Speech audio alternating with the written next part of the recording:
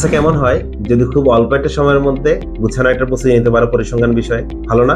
আমি জানি তোমাদের অনেকেরই চিন্তায় কিন্তু এই প্ল্যানটাই আছে। তো তোমাদের যাদের এই প্ল্যান আছে যে খুব অল্প সময়ে ভালো একটা প্রস্তুতি নিতে যাচ্ছ পরিসংখ্যান বিষয়ে, তারা আজই আমার ওয়েবসাইটে গিয়ে তোমার পছন্দের কোর্সে এনরোল হয়ে যাও।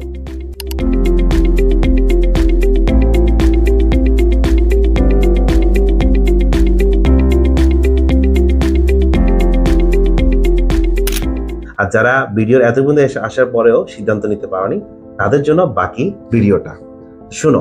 তোমরা অনেকেই ইন্টার লাইফে পরিসংখ্যান বিষয়টাকে অবহেলা করে এসেছো, বাট এখন এই শেষ মুহূর্তে গিয়ে এই বিষয়টা নিয়ে কিছুটা হলে তোমাকে চিন্তায় করতে হচ্ছে। তো তাদের কথা মাথায় রেখে স্যার পরিসংখ্যানের প্রথম পত্র দ্বিতীয় পত্রের উপর পূর্ণাঙ্গ কোর্স আমার ওয়েবসাইটে লঞ্চ করেছি। তোমরা চাইলে ওখানে ভর্তি হয়ে গিয়ে এই বিষয়ের উপর প্রস্তুতি নিয়ে ফেলতে পারছো। মনে রাখবে, পরিসংখ্যান চতুর্থ বিষয় হলেও তোমার ওভারঅল জিপিএ তে চতুর্থ বিষয়টা ভালো রেজাল্ট কিন্তু সহায়ক ভূমিকা পালন করে। অনেকটা এমন যে পরিসংখ্যানে এ প্লাস বা অপশনাল বিষয়ে এ প্লাস পাওয়াটা অনেক সময় তিনটা বিষয়ে এ প্লাস পাওয়ার সমান হয়ে যায়, কারণ অপশনাল বিষয়ে জিপিএ 5 পেলে এক্সট্রা 3টা পয়েন্ট তুমি তোমার কম্পালসারি বিষয়ে অ্যাড করতে পারছো। তাহলে এই পর্যন্ত আসলে আশা করি তোমরা একটা সিদ্ধান্ত নিতে পেরেছো। তো এদিক ওদিক না চিন্তা করে দ্রুত স্যারের ওয়েবসাইটে গিয়ে কোর্সে এনরোল হয়ে যায়। ক্লাসে দেখা হচ্ছে, ভালো একটা প্রিপারেশন নাও। সবার জন্য শুভকামনা থাকলো।